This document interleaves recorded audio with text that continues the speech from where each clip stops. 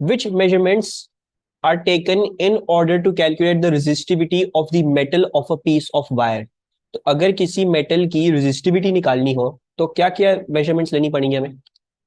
अच्छा बेसिकली देखो विच मेजरमेंट्स, ठीक है। और बड़ा ये इंग्लिश लैंग्वेज में सीआई वाले खेलते हैं कभी कभार। देव टोल्ड यू मेजरमेंट्स, ठीक है जी। अच्छा, नाउ फर्स्ट ऑफ ऑल, तो there is this problem that you can not measure area directly, ठीक है जी। आपको मेजरमेंट लेने को बोला है तो आप वो चीजें लिखोगे जो आप मेजर कर सकते हो, ठीक है जी। So area isn't something that you can not that you can measure. Area calculate करते हैं आप हमेशा किसी और चीज से, ठीक है जी। Might be you get the radius for that, ठीक है जी। और माइट बी हो सकता है आप उसके लिए डायमीटर लेके आए। अच्छा, सिमिलरली रेजिस्टेंस भी isn't a quantity that you can measure directly. Ohm meters आते हैं बट सीआई वाले उनको इंडोर्स नहीं करते हैं। What they are endorsing is basically उसको भी आपको कैलकुलेट करना पड़ेगा, यानी वी अपॉन आई करके आपको ये रेजिस्टेंस निकालनी पड़ेगी। और एरिया के लिए या तो आपको रेडियस या डायमीटर चाहिए होगा, ठीक है जी। So will check be, because potential difference और करंट को इस्तेमाल करते हुए हम रेजिस्टेंस निकाल लेंगे, डायमीटर को इस्तेमाल करते हुए हम एरिया निकाल लेंगे, और लेंथ लेंथ, ठीक है जी। अगेन इसमें सिमिलरली एरिया जो है वो नहीं होता। मल्टीमीटर में तो रेजिस्टेंस भी आ जाती है, बिल्कुल सही कह रहे हो अब्दुल्ला। मैं ये कह रहा हूँ कि आ तो जाती है, ओम मीटर होते हैं, लेकिन सीआई वाले उसको इंडोर्स नहीं करते हैं, ठीक है जी। तो इसमें ये कर रहे हैं हम रेजिस्टेंस निकाल रहे हैं वी अपॉन आई करके, ठीक है जी। और जो है बाकी हम रेजिस्टिविटी निकाल रहे हैं किस तरह से, आर आर एल अपॉन ए से, ठीक है जी। और एरिया भी हम पाई डी स्क्वायर अपॉन 4 से करके निकाल रहे हैं। सो जस्ट मेक श्योर कि कभी कभार ये होता है, ये समझो तकरीबन डिस्टिंक्शन वाले सवाल हो गए। कुछ ऐसे सवाल आते हैं बीच बीच में ना, ये जो इंग्लिश लैंग्वेज पे होता है, मुझे बिल्कुल पसंद नहीं है ऐसे सवाल, लेकिन सीआई वाले पूछते हैं, पता नहीं क्यों। अच्छा, the battery of a car has internal resistance of this much and electromotive force of this much. When the battery is connected to the starter motor, the potential difference across the battery terminals is 7.0 volts. What is the current supply to the starter motor? क्या चीज हो रही है? What concept is this? V equals to E minus IR. The terminal voltage shall be given by VT equals to E minus IR. Terminal voltage आपको बता दिया है, जब कनेक्ट कर दिया था स्टार्टर मोटर के साथ, यानी लोड लगा दिया था, तो टर्मिनल वोल्टेज आ रहा था 7। ईएमएफ क्या है? ओरिजिनली वो 12 है। करंट हमें निकालना है, इंटरनल रेजिस्टेंस हमें दी हुई है 0.10। Very good Alma. And then जो है वो 7 minus 12 divided by 0.10 will equals to minus I. क्या आ रही है वैल्यू? अच्छा, और अगर जो है वो पेपर पेंसिल लेके नहीं बैठे हुए, कैलकुलेटर लेके नहीं बैठे हुए, तो जल्दी से लेके आ जाओ, क्योंकि ये इस तरह से I also be going over this इसी तरीके से, P1 और ईयरलीज, P2 ईयरलीज। तो फिर मैं सॉल्विंग कम किया करूंगा, मैं फिर बस लिख दिया करूंगा, आप लोगों से डिस्कस करके आप लोगों से पूछ पूछ के किया करूंगा, ठीक है जी। तब मैं जैसे मैं पढ़ा रहा हूँ तो फिर मैं वैसे ही नहीं कर रहा हूँ, ठीक है जी। तो पेपर पेंसिल ले आए या पेन कॉपी ले आए, कुछ भी ले आए, और एक कैलकुलेटर जरूर साथ रखें ताकि फिर हम साथ साथ पेस भी बनाते रहे अपनी P2 और P1 सॉल्व करने की। खैर P2 तो अभी करनी है, P1 कर रहे हैं। और अगर आप लोगों के पास है, आ गए हैं, तो मुझे फिर बता दीजिएगा ताकि मैं कंटिन्यू करूँ फिर। समर 16 1233। ये करते हैं लास्ट पोजीशन में चलते हैं। Two lamps are connected in series to a 250 volts power supply. One lamp is rated 240 volt 60 watt and the other is rated 10 volt 2.5 watt. Which statement most accurately describes what happens? जब मैं 250 volt की supply लगाऊंगा इन दोनों के साथ जो series में है, तो क्या होगा? B, both lamps light at their normal brightness. Very good. So Abdullah कह रहे हैं भाई कि क्या करेंगे हम। बेसिकली देखो, what you going to do, आप 250 वोल्ट की पावर सप्लाई ले रहे हो, 250 वोल्ट की आपने पावर सप्लाई ली, और दो लैंप्स को, ये वाले दो लैंप्स थे, इनको आपने सीरीज में कनेक्ट कर दिया है, right. So this is, let's say this is the 10 volt, this let's say this is the 240 volt वाला लैंप, और ये वाला जो है वो 10 वोल्ट वाला लैंप है, ठीक है जी। अच्छा, अब व्हाट वी कैन डू, अब ऑब्वियसली हमें ये निकालना है कि इनको कितनी पावर मिल रही होगी, उसी लिहाज से फिर हम बताएंगे कौन से जलेगा, कौन से किसको ज्यादा पावर मिल गई, कौन सा फट गया, क्या हुआ क्या नहीं, तो वो निकालने की कोशिश करते हैं। अच्छा, उन्होंने हमें बताई हुई है हर लैंप की वॉट रेटिंग और हर लैंप की वोल्टेज रेटिंग, ठीक है जी। तो एक काम क्या कर लेते हैं, हम रेजिस्टेंस निकाल लेते हैं दोनों लैंप्स की, क्योंकि हमें पता है वी स्क्वायर अपॉन आर क्या होती है, पावर हमें उससे मिल सकती है। तो उनकी ऑप्टिमल पावर जो है वो 60 वॉट्स है at a voltage of 240 square, और रेजिस्टेंस इस तरह से। सो पहले वाले की resistance if you calculate I think 960 आ रही है, 240 divide by 240 square divide by 60 करो 960 आ रहा है. And then similarly I shall do the working for the second one, हम उसकी भी रेजिस्टेंस निकाल लेंगे, सेकेंड की वही आनी चाहिए थी, बिल्कुल सही है. So this is also sorry क्या है 2.5 watts will equals to 10 square upon r, and so if you do the calculation r shall work out to be 40. तो ये 960 ओम आ रहा है, ये 40 ओम आ रहा है, यानी इसका मतलब क्या हुआ, आर इफेक्टिव क्या हो गई 1000 ओम्स हो गई, राइट. सो अगर मैं अब v equals to I R लगाऊं, v क्या है मेरा 250 है, करंट मेरा 1000 सॉरी करंट मुझे निकालना है, रेजिस्टेंस मेरी 1000 है, 960 प्लस 40 ये हो गया. So the current is going to work out to be a 0.25 amperes. ठीक है जी. अब 0.25 एम्पेयर्स, अब 0.25 एम्पेयर्स को इस्तेमाल करते हुए इसके अंदर से पावर बताओ, आई स्क्वायर आर लगा के, what's the power coming over here, 0.25 square into 960 P equals to V I S. Direct नहीं कर सकते, नहीं वोल्टेज तो है ही ना तुम्हारे पास लैंप का, you don't have the voltage,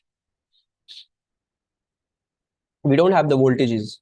उन्होंने बोला हुआ है 240 वोल्ट्स और 10 वोल्ट्स पे ऑपरेट करता है, ठीक है जी. बट इसका मतलब ये नहीं है कि अभी in this circuit right now there are also at 240 and 10 volts. हाँ कोइंसिडेंटली वही हो गया, but you not going to take the वो वाले वोल्टेजेस 240 और जो 10 आ रहे हैं, ठीक है जी.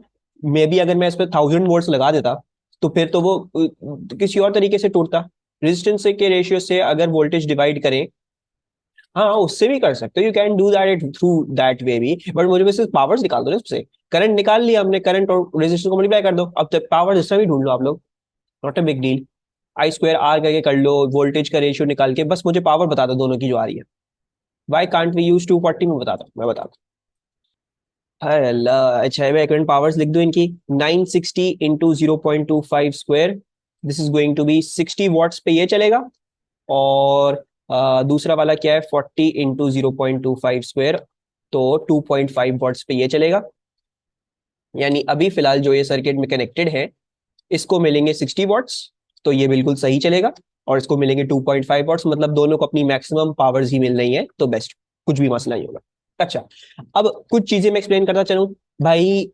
ये तो कोइंसिडेंटली ये हुआ कि 250 जो है वो 240 इधर आ गया, 10 इधर चला गया, ये खुद हुआ ना. अगर फॉर एग्जाम्पल ये 1000 होता तो आई कांट यूज 240 एंड 10, फिर तो मुझे करंट के थ्रू इन दोनों के क्रॉस वोल्टेज ड्रॉप्स निकालने पड़ेंगे ना. तो जब इसको इसके थ्रू करते तो इस पे वोल्टेज ड्रॉप कुछ और आता और उस पे वोल्टेज ड्रॉप फिर कुछ और आता, right. And in the 1000 volt वाले सर्किट में ये दोनों फट जाते, राइट. अगर फॉर एग्जांपल ये 250 नहीं होता, लेट्स से 100 होता, तो फिर देन इस पे कुछ वोल्टेज ड्रॉप आता, उस पे कुछ और वोल्टेज ड्रॉप आता. दी वोल्ट रेटिंग, वोल्टेज की रेटिंग जो, जैसे कि आपकी जो बल्ब्स की रेटिंग होती है, जैसे 240 वोल्ट उस पे लिखा हुआ है, तो उसका मतलब ये नहीं कि वो 240 वोल्ट पे ही, मतलब उसको कनेक्ट कर दोगे तो हमेशा 240 वोल्ट ही खींचेगा वो, नहीं. इट्स लाइक उसकी ऑप्टिमल ये है, बेस्ट उस पे चलता है, ठीक है. अब उसको जो आगे से मिलेगा अपनी सप्लाई से, जैसे उस पे वोल्टेज आएगा वो कर लेगा. अब हो सकता है वो उस वोल्टेज पे फट जाए, जब भी कभी कभार लाइट बल्ब ज्यादा ओवर वोल्टेज ओवर करंट की वजह से फट जाते हैं. और कभी कभार ये होता है कि बहुत ही बेकार चल रहे होते हैं क्योंकि उधर आपके सॉकेट्स में या इधर उधर पावर नहीं आ रही होती सही तरह से. So don't go for the approach of just जो है just taking these values, these are ratings, ये रेटिंग्स दी नहीं, ठीक है. ये नहीं बोला कि अभी चल रहे हैं इस तरीके से. So make sure you do that, ठीक है. Any problem with this question? So they shall work, all of them shall work at their normal brightness. सही है. A voltmeter is used to monitor the operation of an electric motor. The motor speed is controlled by a variable resistor. A fixed resistor is used to limit the speed. The current in the motor is gradually changed. In which circuit is the voltmeter reading proportional to the current in the motor? तो volt meter लगा हुआ है in different different position, circuit सारे कोई हैं. किस में volt meter की रीडिंग प्रोपोर्शनल है to the current? In which circuit is the voltmeter reading proportional to the current in the motor? B is correct. Very good, Abdullah. कैसे करना है? बोल रहे हैं V is directly proportional to I, right? So if you want V directly proportional to I, इसको हटाते तो क्या बनता था? V equals to IR बनता था, right? So basically, if you want V to be directly proportional to I, you need a constant resistance. आपको constant चाहिए. So आपको फिर वोल्टमीटर उसके अक्रॉस देखना है जिसमें रेजिस्टेंस आपकी कांस्टेंट रहेगी, राइट. सो वोल्ट मीटर अभी इस रजिस्टर के अक्रॉस लगा हुआ है, ये कांस्टेंट है, राइट. इसमें रेजिस्टेंस कांस्टेंट नहीं रह सकती, वेरिएबल को शिफ्ट करोगे तो शिफ्ट होगा। इसमें भी वेरिएबल के क्रॉस लगा हुआ है, रेजिस्टेंस कांस्टेंट नहीं होने वाली। और इसमें तो वोल्ट मीटर ही गलत लगा हुआ है, सप्लाई के क्रॉस लगा हुआ है, तो वो वैसे भी आपको एक कांस्टेंट वोल्टेज ही दे रहा होगा एट ऑल टाइम्स, वो करंट के साथ वेरी नहीं करेगा। ठीक है, समझ में आया? अच्छा, अब आ जाते हैं, should we go on to Kirchhoff's voltage law? I think we should. अच्छा, these types of questions you'll see quite a bit, मैं ये वाला करवाऊंगा। There is a current from P to R in the resistor network shown. ठीक है जी, P to R एक current जाता है, कैसे जाता है ये नहीं बताया हुआ, लेकिन ये रेजिस्टर का नेटवर्क है। And they've given you this voltage differences, यानी ये बोल रहे हैं कि इस रेजिस्टर के क्रॉस 3 वोल्ट्स है, इस रेजिस्टर के क्रॉस 6 वोल्ट्स है, इस रेजिस्टर के क्रॉस 5 वोल्ट्स है। ठीक है, ये सब आपको बता दिया। Which row in the table is correct? Potential difference between Q and S वो क्या आ रहा है, and potential difference between S and R वो क्या आ रहा है। So let's start working that out. अच्छा, सबसे पहले तो ये देखोगे कि you see, अच्छा आप देखो, the thing how you're going to be solving in this too, you're going to use Kirchhoff's voltage law। वो क्यों? Because आप लोगों को हमें नहीं समझ में आने वाला कि कैसे हो, like what is going on, ये बीच में से रजिस्टर अगर ऐसे कनेक्ट कर दिया तो रजिस्टर पैरेलल में सीरीज में पता ही नहीं चल रहा, राइट। सो अगर मैं इसका रीड्रॉ भी करूं तो I can't redraw it better than this, ये पहले से ही अच्छी सी ड्राइंग है। So I don't know if this is in series और पैरेलल। तो इन दैट केस सबसे अच्छे लॉज क्या होंगे, जब चीज समझ नहीं आ रही है, रजिस्टर सीरीज में लगा हुआ है, पैरेलल में लगा हुआ है, कोई और कहानी हुई भी है, तो आप Kirchhoff's वोल्टेज लॉ इस्तेमाल। ठीक है, तो Kirchhoff's वोल्टेज लॉ इस्तेमाल करते हैं। सबसे पहले तो मुझे ये बताओ, does everyone agree with me कि if I put a 9 volt battery over here, किसी को कोई प्रॉब्लम तो नहीं? I am putting a 9 volt battery over here. वो क्यों? वो इसलिए बिकॉज ये रजिस्टर 3 वोल्ट का ड्रॉप दे रहा है और ये रजिस्टर 6 वोल्ट का ड्रॉप दे रहा है, यानी 3 + 6 पी और आर के बीच में 9 वोल्ट का ड्रॉप है। पी और आर के बीच में 9 वोल्ट का ड्रॉप है। अब ऑब्वियसली ये तो दो रेजिस्टर है, तो मुझे ईएमएफ भी चाहिए, तो मैंने क्या कहा, मैंने कहा एक 9 वोल्ट की बैटरी है which is the EMF that is basically running this network. ठीक है जी, कोई प्रॉब्लम नहीं इसमें। सो अब जो है क्या कर लेते हैं, now let's use Kirchhoff's voltage law.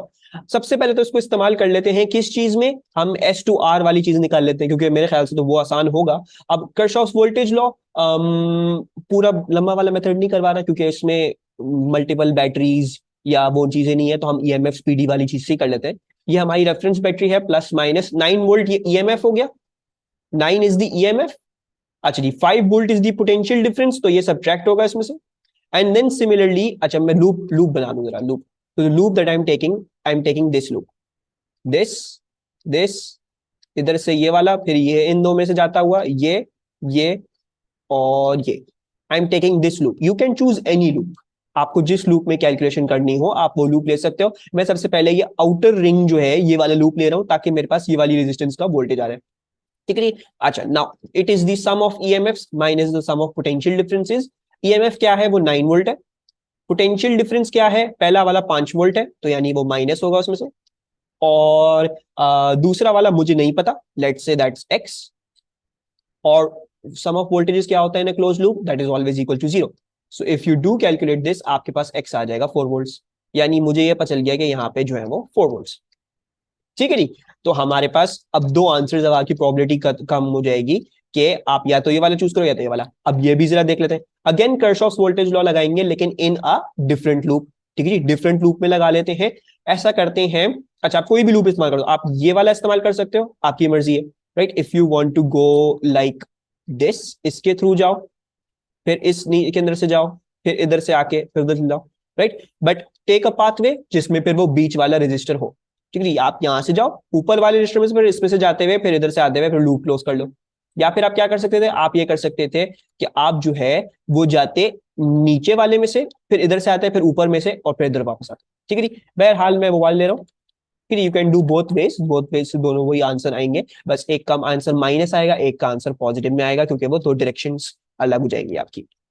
अच्छा, तो if we take this loop, तो हमें पता है 9 वोल्ट हमारा ईएमएफ है, 9 वोल्ट हमारा ईएमएफ। हमारा पहला वाला वोल्टेज ड्रॉप, हमारी जो पोटेंशियल डिफरेंस है वो 3, तो इसमें से माइनस करना पड़ेगा। अच्छा, फिर क्या है, देन दिस रजिस्टर का वोल्टेज ड्रॉप होगा, वो हमें नहीं पता, तो वो भी माइनस कर लेते हैं वाई करके। और फिर 4 वोल्ट का पोटेंशियल ड्रॉप है, वो भी माइनस कर लेते हैं। एंड देन ये वापस जा रहा है अपनी बैटरी में, तो यानी इसका मतलब इस 0 के बराबर होगा सारी चीजें। तो 9 - 3 इज 6, 6 - 4 इज 2, 2 उधर जाएगा, तो y इक्वल्स टू 2 हो जाएगा, यानी this voltage shall be 2 volt and 4 volt. ये आ गया हमारा ए। ठीक है, फिर बाकी लंबे वाले करते हैं थोड़ी देर में. The circuit shown includes a cell of constant internal resistance and an external resistor R. The student records the ammeter and voltmeter readings. She then connects a second identical external resistor in parallel with the first external resistor. What happens to the ammeter reading and to the voltmeter reading? Ammeter और voltmeter reading को क्या होगा? नहीं अलमा, अभी भी गलत है. So the answer is C. ठीक है जी, आंसर जो है वो सी है. नहीं बस अब्दुल्ला, टाइम ओवर हो गया था. तो सी है. क्यों सी है? आपने क्या किया है, आपने आर और आर पैरेलल में, पहले क्या थी रेजिस्टेंस, अच्छा पहले यूनिट टू अंडरस्टैंड, पहले रेजिस्टेंस सिर्फ आर थी. जब मैं एक रेजिस्टर और आर का यहां पे लगाता हूं तो you can also calculate this. 1/r plus 1/r whole inverse करोगे तो इसकी जो आर इफेक्टिव आएगी वो आएगी R/2 आएगी. ठीक है, वो हाफ हो जाती है. Whenever you connect two resistors in the of the same value in parallel, the resistance becomes half. तो ये R/2 हो जाएगी. अच्छा, बहरहाल R/2 हमें समझना नहीं है. सबसे पहले तो समझो V equals to IR. अगर मैं इस रेजिस्टर के वोल्टेज की बात कर रहा हूं तो व्हाट डू वी सी, हमने इसकी रेजिस्टेंस डिक्रीज कर दी. R से हमने R/2 कर दी. We decrease the resistance, that means the voltage must also decrease. ठीक है जी. सो आइदर दिस और दिस आंसर. ठीक है जी. रेजिस्टेंस अब इसकी डिक्रीज करोगे तो वोल्टेज भी डिक्रीज करेगा. दूसरी बात देखोगे, अगर मैं पूरे सर्किट का आर इफेक्टिव देखूं, मतलब इंटरनल रेजिस्टेंस और इसको मिला के, तो you know that the R effective has decrease, है ना. और what was resistance, it was the hindrance to the flow of charge. Current के लिए हिंड्रेंस था, करंट के लिए रुकावट था. अगर आपकी आर इफेक्टिव डिक्रीज कर गई है तो आपका करंट इंक्रीज कर देना चाहिए. The current in the circuit will therefore increase, right. And then you can also do it through this, through V equals to IR, राइट. या फिर I इक्वल्स टू V/R से कर लो. आपको पता है आपका जो बैटरी का जो टोटल वोल्टेज है VT, अगर मैं VT IT RT की बात कर रहा हूं तो RT क्या हुआ है, RT डिक्रीज किया है, right. VT is the constant thing, VT तो आपका कांस्टेंट रह रहा है, वो तो चेंज नहीं हुआ.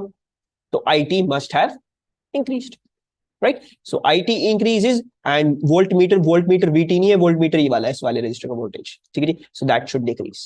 सही है, समझ में आया. Summer 17, 1237, circuit setup is shown. The variable resistance adjusted or the ammeter reading decreases. Ammeter reading हमने decrease करी है. How do the readings on the voltmeter change?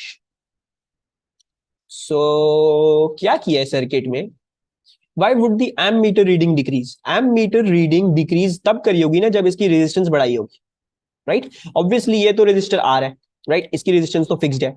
ये रेजिस्टर है जिसकी आप कम ज्यादा कर सकते हो. अगर मैं इसकी रेजिस्टेंस बढ़ा दूं तो आर इफेक्टिव सर्किट का बढ़ जाएगा, इसका मतलब करंट जो है वो हमारा डिक्रीज कर जाएगा, राइट. बेसिकली डन दिस, उन्होंने इसकी रेजिस्टेंस इंक्रीज करी है, राइट. अच्छा, अब अगर इन्होंने इसकी रेजिस्टेंस इंक्रीज करी है तो अगर मैं इसका वोल्टेज देना चाहूं V इक्वल्स टू IR के थ्रू, तो वी कैन सी अगर मैंने इसका रेजिस्टेंस इंक्रीज कर दी तो इसका वोल्टेज भी इंक्रीज करेगा. So this will increase. लेकिन अगर मैं इसमें से देखूंगा तो इस रेजिस्टेंस की वजह से क्या हुआ है, सर्किट में करंट डिक्रीज हुआ है. और इस रेजिस्टर का V वोल्टेज कैसे दिया जाएगा, V इक्वल्स टू IR से, उसी तरीके से. लेकिन इसमें इसकी रेजिस्टेंस चेंज नहीं करी है, इसकी रेजिस्टेंस वही है. चेंज क्या किया है इसमें, इसमें करंट चेंज किया है. द करंट हैज डिक्रीज्ड, सो इसका वोल्टेज भी डिक्रीज करेगा. The voltage over here will decrease. P decreases and Q increases. ठीक है. Let's do one such similar question, ये वाला पढ़ें और इसका जवाब दें. तब तक हम अलमा का सवाल उठा लेते हैं. करंट इन्फिनिट इसमें नहीं होगा क्योंकि जो बैटरी है उसके क्रॉस अभी भी एक रेजिस्टेंस है, ये रेजिस्टेंस बच गई है. ठीक है, ये शॉर्ट करेगा. शॉर्ट किस चीज को करेगा, इसको शॉर्ट कर देगा, इस वाले रेजिस्टर को शॉर्ट कर देगा. मतलब अब करंट को एक जीरो रेजिस्टेंस का पाथवे मिल गया है यहां से जाने के. ठीक है, तो वो क्यों ऊपर वाली रेजिस्टेंस से जाएगा, it won't go through that one. ये एक रेजिस्टर R था and let's say this is also resistor R. ठीक है जी. तो अब वो ऊपर में से नहीं जाएगा, उसका फ्लो ये होगा कि वो इधर से आया और इधर से निकल जाएगा. ठीक है जी. अच्छा, हुआ क्या है, हुआ ये है कि रेजिस्टेंस आपकी डिक्रीज करिए. पहले R प्लस R 2R थी, अब सिर्फ R रह गई है. अब सिर्फ R रह गई है तो आपकी रेजिस्टेंस जो है वो डिक्रीज करी है. उसकी वजह से क्या होगा, उसकी वजह से आपका current shall increase, that should increase, right. और दूसरी बात क्या, हमारा जो वोल्टेज है, अब देखो क्योंकि करंट इंक्रीज किया है तो current through that bigger through the same resistance V equals to IR, bigger current through that same resistance shall give us a bigger voltage. तो वोल्टेज भी इंक्रीज करेगा और करंट भी इंक्रीज करेगा. B is the option this. ठीक है जी. Clear, any problems? This is the last question for today. The circuit contains a resistor S that is neither in series nor in parallel with other resistors. ठीक है जी, series में भी नहीं है, parallel में भी नहीं है, ठीक हो गया. Kirchhoff's laws can be used with the data in the diagram to deduce the resistance of each of the two identical resistors labeled R. What is the resistance of each resistor R?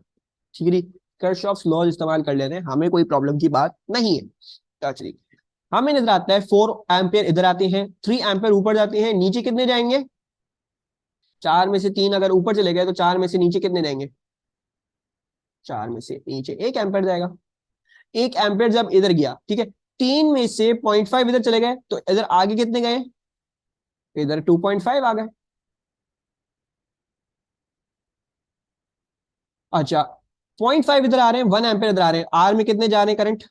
0.5 ऊपर से आया, 1 ampere नीचे इधर से आया, कितना जाएगा are में? 0.5 इधर से, 1 एम्पियर इधर से मिलके हो जाएंगे 1.5. 0.5 प्लस 1, 1.5 इधर, राइट. और फिर 2.5 1.5 दोनों मिलके दोबारा से क्या हो रहा है, यहाँ पे 4 एम्पियर बन रहा है, एग्जैक्ट जैसे उन्होंने कहा था. ठीक है जी, कोई मसले की बात नहीं है. अब आ जाती है यूजिंग केवीएल. केसीएल से तो कर दी कहानी, कुछ फायदा हुआ नहीं, आर तो निकले नहीं, तो अब केवीएल भी आ जाते हैं. केवीएल की अच्छी बात ये है कि you can use KVL in any loop.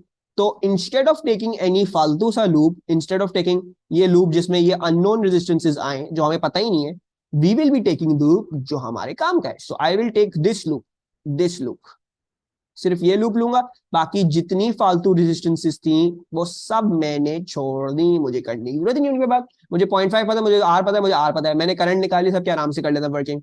चलिए, तरीका क्या था? रेफरेंस बैटरी बनाओगे पहले, इसको पॉजिटिव इसको नेगेटिव, ये हमारी रेफरेंस. इस रेफरेंस की मदद से रेजिस्टर्स की सबकी पोलैरिटी मार्क करोगे. तो पॉजिटिव इधर आया आया आया, पॉजिटिव इधर, नेगेटिव, पॉजिटिव आया आया आया, पॉजिटिव इधर, नेगेटिव इधर, पॉजिटिव आया आया आया आया, यहाँ पे पॉजिटिव इधर, नेगेटिव इधर. ये हो गए हमारी सारी की मार्किंग हो गई.